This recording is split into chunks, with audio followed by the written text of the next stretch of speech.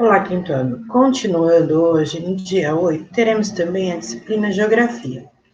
Em Geografia, nós faremos as páginas 14, 15, 16 e 17. Começamos aqui com um texto que diz o seguinte: a capital amazonense ocupa a 7ª posição entre as cidades mais populosas do Brasil. Contudo, nos últimos anos, o crescimento desordenado fez com que os moradores sentissem na pele problemas na infraestrutura, como dificuldade na mobilidade urbana, o déficit habitacional, a falta de saneamento básico e até mesmo a arborização precária. Como lembra o urbanista Claudemir Andrade, o Plano Diretor de Manaus de 2013, atualizado em 2018, prega que esse crescimento deve ser contido para que os espaços urbanos já existentes sejam melhor aproveitados. Estamos crescendo cada vez mais longe, além da barreira da BR-174. O grande vetor de crescimento é a região norte, onde, nos últimos 40 anos, houve a ocupação significativa, disse. Para o professor da Universidade Federal do Amazonas, UFAM, Marcos Castro, falou o seguinte: a metrópole é um espaço de oportunidades, mas também de ilusões, para onde muitas pessoas vão em busca de inserção social e de renda. Quando não se tem isso, o resultado são ocupações irregulares que continuarão enquanto não se equilibrarem as disparidades sociais na metrópole, explicou.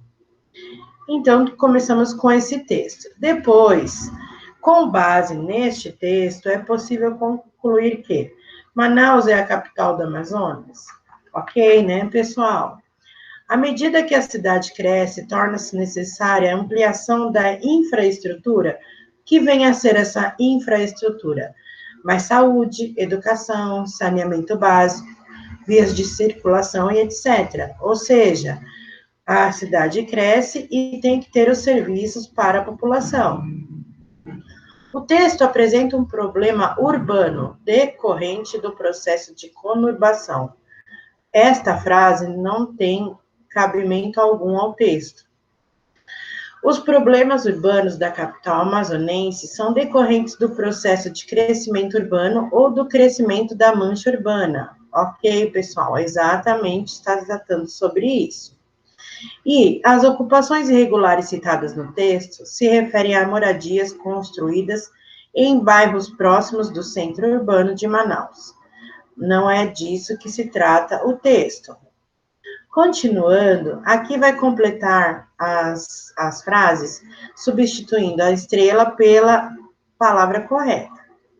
A Tananã urbana é formada por um conjunto de cidades distribuídas pelo território. Essas cidades estão interligadas e mantêm entre si fluxos de pessoas, serviços, mercadorias e informações.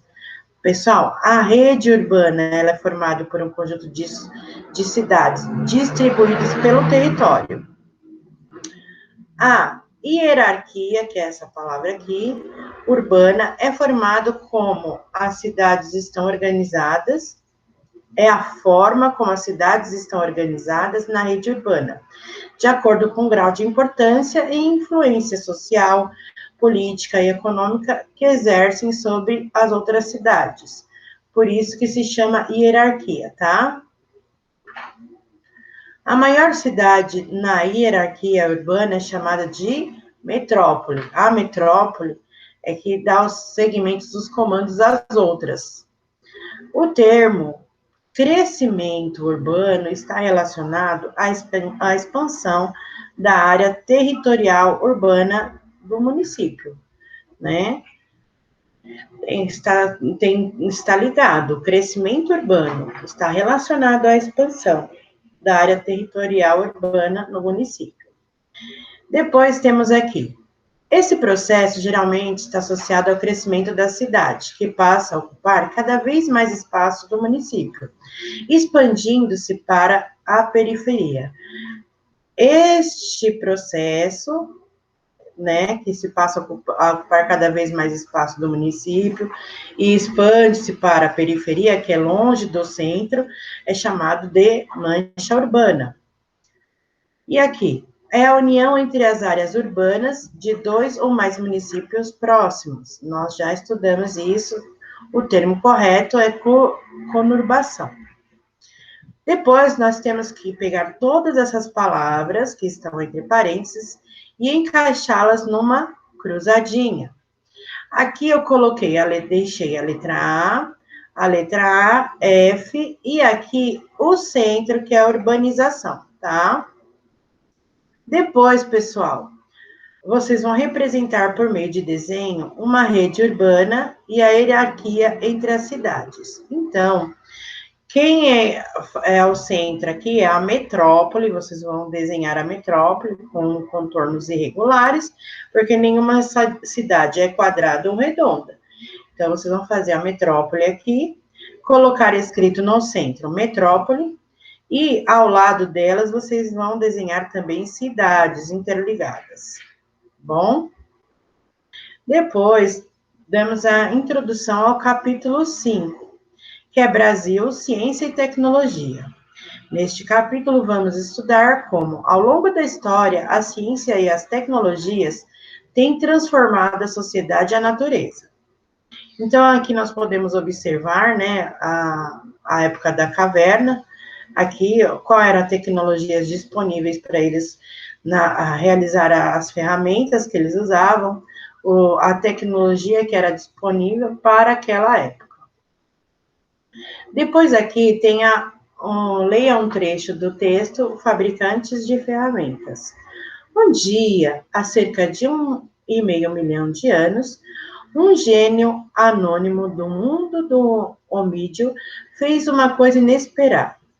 Ele, ou muito possivelmente ela, usou uma pedra para modelar outra.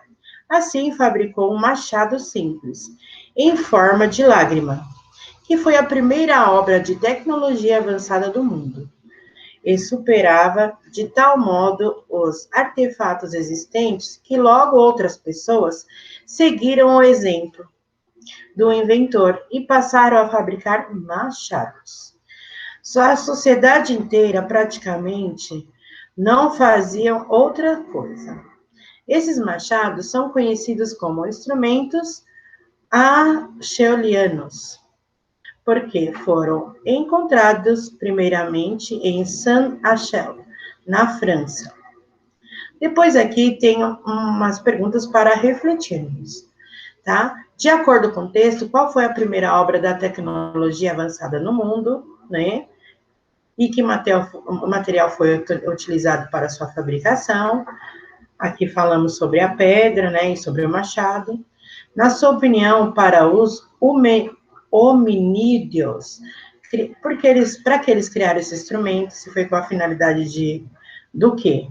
Porque o instrumento é conhecido como acheuliano, porque é do lugar onde foi achado, né?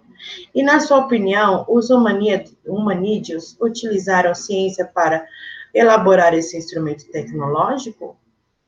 E aí vem a grande questão que vamos deixar a resposta para a próxima aula.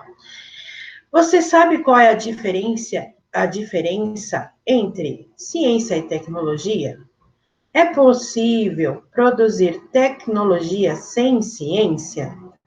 Então, vamos refletir sobre isso, depois daremos continuidade ao conteúdo, ok? Então, em geografia, temos essas páginas para realizar as atividades. Estou à disposição para esclarecimentos e até a próxima aula.